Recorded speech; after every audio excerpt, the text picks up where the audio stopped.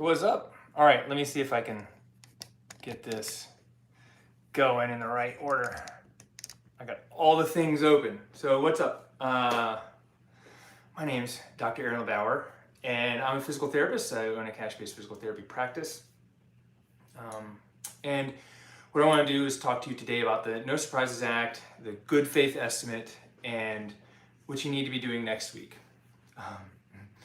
And the APTA advisory that they put out. Okay, so if you're anything like me, you're actually focused on running your business and not like, let me turn my lights, super focused on like rules and laws and regulations. So this kind of came as a surprise to me. As I'm sure this came as a little bit of a surprise to you, and maybe you're feeling like, oh, I've never heard of this. Okay, no worries. I'm gonna try to break it down in as best as I can. Okay, if you're watching and you're not a subscriber or following me, make sure you like, subscribe, and hit the notification bell, and you do those things so that you can get access to more videos and trainings as we put them out and more information comes out. So just a little bit of background, I own a 100% cash-based practice here in Greensboro, North Carolina. I also own LeBauer Consulting, which is a coaching business where we help thousands of cash-based practices and physical therapists create online businesses and in-network hybrid practices scale their time, income, and impact. Okay, so what's the deal? All right, a few weeks ago, I've been getting these messages, Aaron, what do we need to do, and etc. I'm like, I don't know. I was like, it's Christmas time. Like, I'm chilling. But I got a bunch of questions, and I went to look at it. Someone said, hey, Aaron, what's up with this article that's over on the APTA website, this practice advisory? And I wasn't able to get access to it because I'm no longer a member of the APTA. Cool, fair enough. I'm not a member of the APTA, I can't get access to it. So this week in one of the other groups I'm in, it's the Brandon Smith's Discord, the outcome, what's it called? Income and Investing, the Outside the Box Income and Investing Discord. Okay, group. Someone posted the PDF in there that they got through from the APTA. So I want to give Brandon credit because that's where I got his group, was I got this this PDF. I skimmed the PDF, and the way it reads is that it reads to me like the APTA came up with an opinion on what we should be doing, and we should be giving our patients good faith estimates, etc. But it didn't have all the information, and it wasn't very clear, and clearly I think it missed the ball. Now I'm going to throw them under the bus for a minute and say they should just make it available to everybody. Because I saw on Twitter where someone posted and who tagged me in and said, I'm surprised 99% of therapists don't know about this. Well, yeah, the government never called me. I never got a letter saying, hey, as a registered healthcare provider, here's a new law. Like, yeah, I think it only made CNN this week. You know what? Ignorance isn't an excuse, and I know that. And what I'm saying is, there's no wonder we don't know about it. It's because any information, like I couldn't go get it because I had to be a member to get it. And I believe that for information like that, it should be available to everyone because I'm more likely to become a member if I can get access to this kind of stuff. It should even just be a lead magnet. Same thing happened back in COVID. The COVID guidelines should have come out and everyone should have had access to them. Now I'm a little off the point, but that's the information I had. I made a video earlier this week. Clearly I didn't have all the information, and I am not a lawyer. I'm not a healthcare compliance expert. And I really hate reading through this kind of stuff, but I've done it and I want to try to help it make sense to you. Okay. So I got a message from a colleague who said, Aaron, I would love to talk to you about this because someone asked me about your video. And I said, well, did you watch my video? And he said, no, I didn't. I said, well, here's what I read and here's what I understand. He said, you got to understand, here's some other pieces to it. And I was like, well, that wasn't in the communication. He's like, I know. So I still don't have all the answers. I have more questions than I have answers. But let me break this down for you as best as I understand it today, December 29th, 2021. It's called the Good Faith Act, was passed. I don't know, it's meant to keep you from being taken to a hospital in an ambulance that's out of network and getting a surprise bill. This is the No Surprises Act, right? Or getting a surgery and the anesthesiologist is out of network, but your surgeon is in network, and now you have this $1,500, $3,000 bill. Or probably even from clinics who, the way I thought it applied to PT is that, there's a bunch of clinics and PTs that don't know what patients are actually being charged. They just provide the service. We need to do an eval and patients expect it's going to take a copay. Insurance doesn't pay much. I see that you're looking at my camera right there. Let me just move this guy. The insurance doesn't pay much, and so you get a bill at the end of the service. Okay? This is annoying me now. There we go. And you're shaking around. There we are. Annoying me. There we go. Okay, so you get a bill 6 months later for PT, and you're like, that was okay, but why am I getting a $2,000 bill or a $1,500 bill now? So it's to prevent that. And I totally agree that we should have transparency in our healthcare. Like, our business is already transparent. Our business we already tell you, this is how much we think it's going to cost. And you go, okay, great. I want to work with you, and you pay us money. And there are no surprises, because I don't bill you at the end. I might say, hey, Mr. Jones, it looks like it's going to take a few more visits, especially now that we're going to work with you on your headache and migraines, even though you came in for your back pain. Would you like to plus pack of 5? And people go, absolutely. Like, there's no hidden costs. There is now a little extra burden for me. I've had to spend an extra 5 to 10 hours thinking about this week instead of being with my kids or working on other projects I had planned. And now my staff has to spend an extra amount of time. Like, we'll eventually streamline it, but they have to spend extra time training, getting this right, and figuring out how it works in our system so we don't turn people away. We actually get people in for PT. So let me get down to what you need. And I'm going to drop a few links. If you don't have the links, I'll come back later. I'm going to drop them in the video in the Cash PT Nation. So make sure, if you want to get the links to the resources, I'm going to share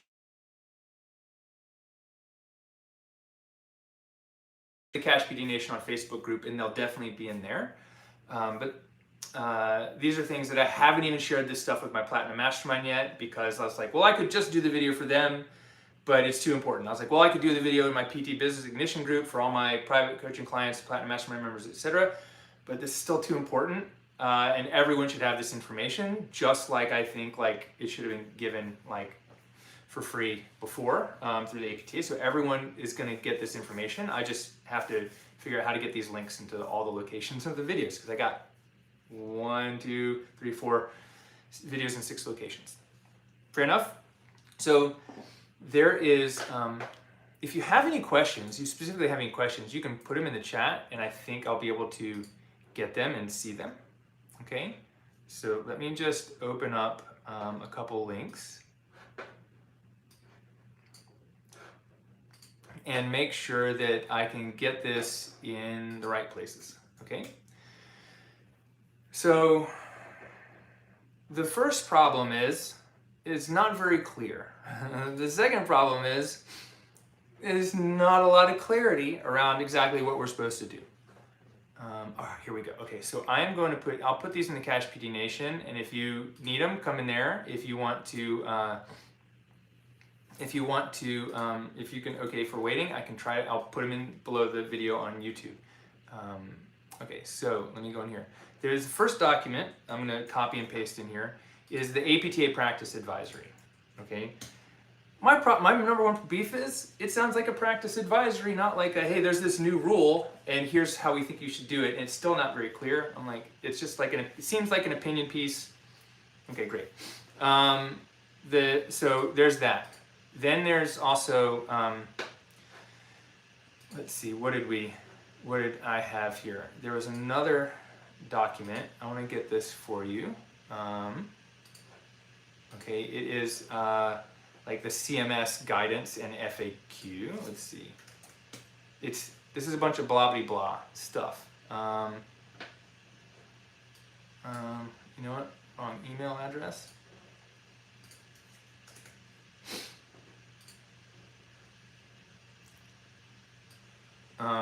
Here, this is like, I think this is the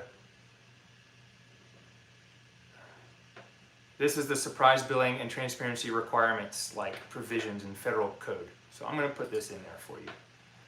I'm also going to say that if you're like confused, like find a lawyer or compliance specialist that can help you out. Rick Gwenda, Nancy Beckley, Gwen Simons. I work with Gwen, and I know Gwen's going to be putting out a webinar or training sometime in the next few weeks. If you, you know, if you feel like you need that, you don't need to worry. The number one thing that Gwen told me is right now, don't worry. And this is what I said earlier, like, don't worry, because there's going to be a delay in like enforcement unless someone complains. Okay.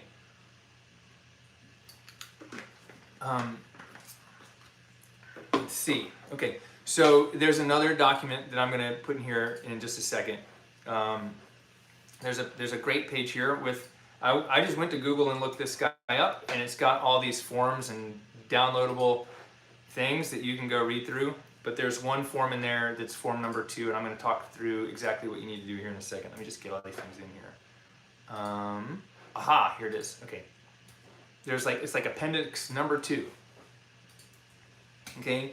Appendix number 2 is this good faith estimate template. So let me break it down for you as best as I understand it. And if you understand this better than me, I'm happy for you to comment and provide some clarity. It would be great if you are like, this is your specialty and not just your opinion.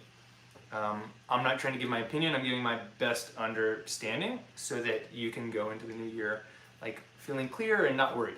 Okay, this good faith estimate is, like we said, it's to help provide transparency in healthcare. I'm all for that, okay?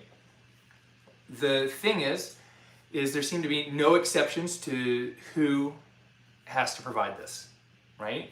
So there is, it says in one of the instructions, I'll just read this briefly for you. Let me see if I can find this page. Oh, I left it with my team. But it's basically like a provider is anyone that's like a licensed professional to provide a healthcare service. Okay, clearly PTs fall in line with that. Okay, what about massage therapists? My wife's a massage therapist. She's licensed, but it's not clear. So that's a question I have. Let me say this, as a PT in a cash practice, you have nothing to worry about. And good faith estimates are required for people that are uninsured or have private insurance and have no plan to file a claim. So some people are saying that's almost all cash practice patients. I don't think it's all of them. We have very few uninsured patients coming to see us. A majority of our patients intend to file a claim, but many of them, by the time they see us, don't care, and they don't, right? So let me just try to make this clear again. So if people are uninsured, they need a good faith estimate. If they are insured but don't plan to file a claim, they need a good faith estimate. If they request a good faith estimate from you, they need one.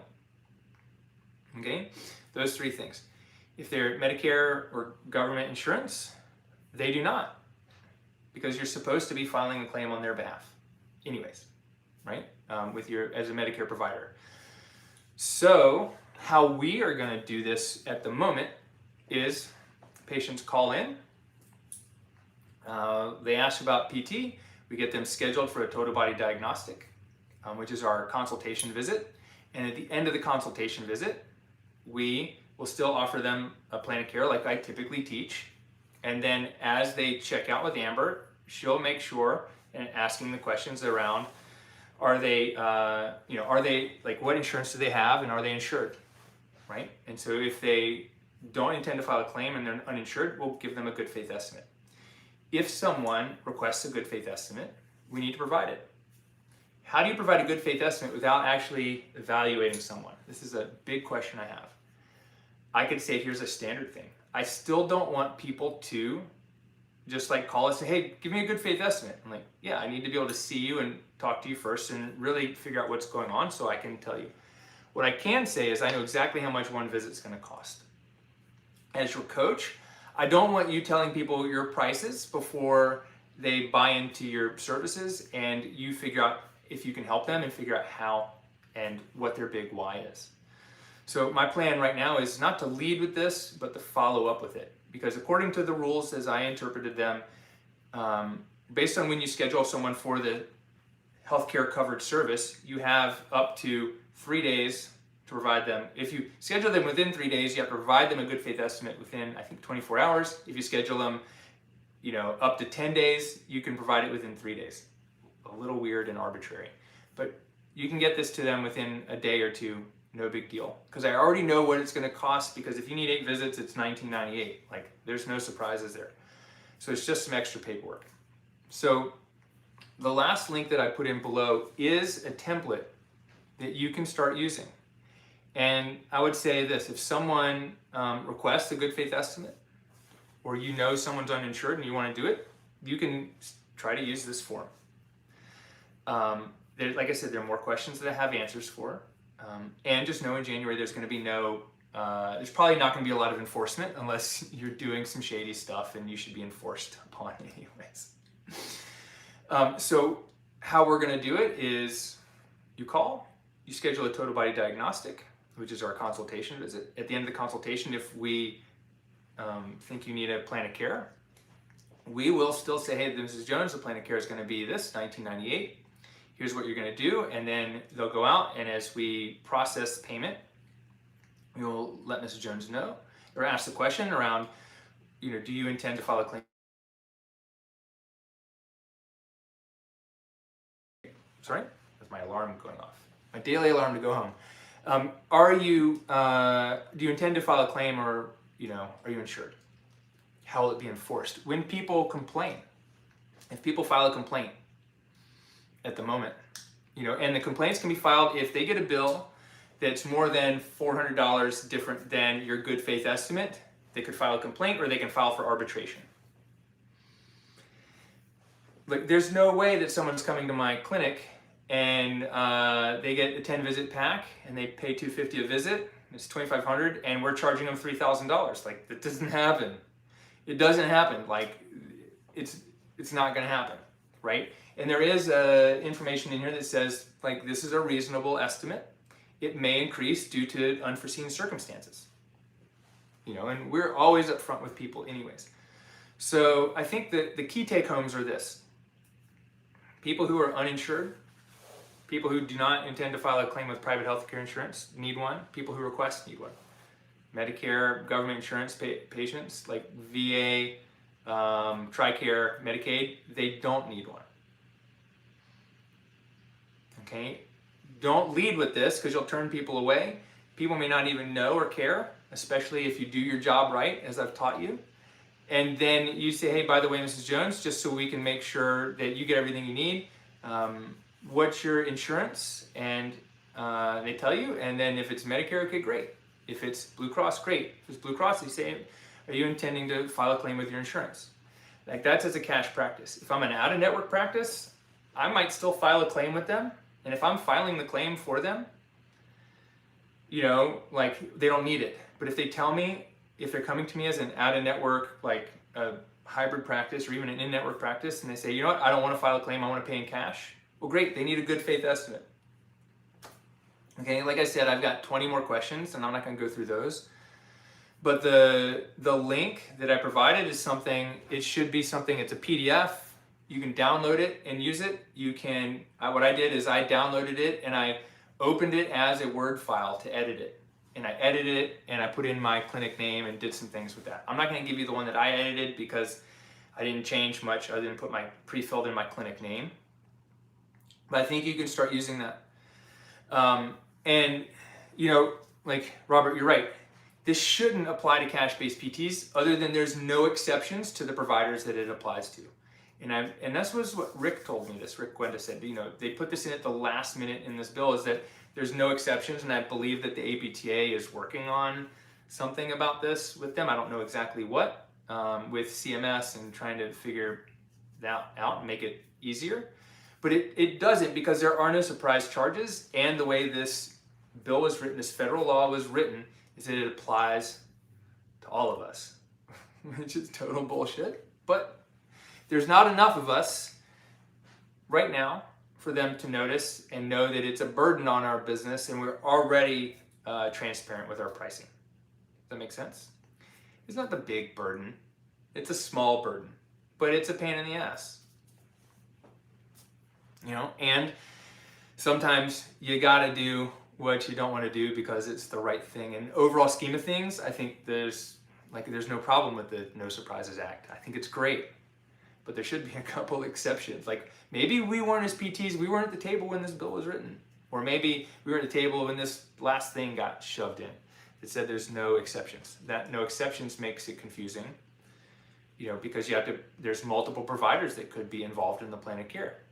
Well, is a massage therapist a provider if their service is or isn't billable, or they're licensed, or a personal trainer who's providing personal training? Like, they're not licensed, okay, but if they are a PT and you're acting as a personal trainer, Practice Act would say that it's not a billable service, because if you're holding yourself out to be a trainer or fitness person. So where is that line drawn? Like, I don't have that information. So let me just say one more time. I'd love to, if you have any questions for me, I'd be happy to try to field them. With this, I would say that hopefully there's more information out now. What was surprising to me was that the No Surprises Act was a surprise, but I got something in my eye. I'm not surprised that the No Surprises Act was a surprise. Would love these things to not be surprises, but I also have my head down in the stand trying to plan PT BizCon and mastermind events, coach my clients, hang out with my kids, and go skiing over the holidays. So, yeah, but we should be, why didn't we know this in like November, early December, October? I don't know, whatever. It would be nice. So don't be surprised that no one knows about it, and here you're learning about it. It's really going to be fairly simple. I can foresee a pre-fillable form, or even using Intake Queue, and which is the EMR system that we use, and have all the codes. It's basic information that's still on our super bill is on this. And it's really the same information on our super bill is going to be on this. But what this is asking is for me to say, hey, you're going to need 3 units of manual therapy and 6 units of Therex and 1 unit of something else, and within the next 12 weeks, and here's what it's going to cost. And I think it's great, but there should be exceptions to the rule, and they're not. So what's that? What would I say next is, over in the Cash PT Nation, if you join late, I put a bunch of links in the Cash PT Nation for you to reference and read. When there is like a webinar or training, or I know Gwen's going to do something in the next few weeks, probably later in January, I will let you know that. I'll post it in the group, and I'll send it out to my email list. If you're on my email list, you'll get first notice. For the next 30 days in January, don't worry, don't stress. I think what Gwen told me was like, provide these to people if they request it. And I think what we're going to do is, I've done the training with my team, so we're going to start screening people. But I would love to find ways to screen people that are a little easier, a little bit more streamlined, like in the questionnaire or sometime. But what I don't want to do is start talking about my rates at the beginning of the conversation. I want to talk about our rates, cost, charges, insurance at the end, once we've gotten the transformational information, done the motivational interviewing, and we've got patients to agree to a plan of care that works for them. And by then they've already agreed to the price, and then it's like, hey, by the way, there's new federal regulation, and we're going to be sending you a good faith estimate. It says all the same things we went over today, but if it doesn't look like what we talked about, let us know, and we'd be happy to revise your plan. And then voila, and then we're good. Okay, if you want more information like this, be sure you hit the subscribe, click the notification bell. You can opt into my email list if you're not already, by going and getting the 35 Marketing Strategies guide that I have. It's 35marketingstrategies.com. And if you're interested in getting more information, more help, and you'd like to work together in 2022 to make 2022 your best year ever, just shoot me a DM with the word 2022, and I'll send you more details about how we might work together and figure out what's the best program for you. Sound good? Would love to, before we sign off, would love to know what's been most helpful for you about this. Leave it as a comment below. Even if you're watching the replay, comment below. Let me know what your insight is, what's been most helpful for you about this. Even what question you have. Even if I can't answer the question, I can pass this question along to one of the compliance specialists that I know and work with, and we'll try to get that back out to you as soon as possible. Now it's time to go home. Talk soon. See you on the next video. Thanks.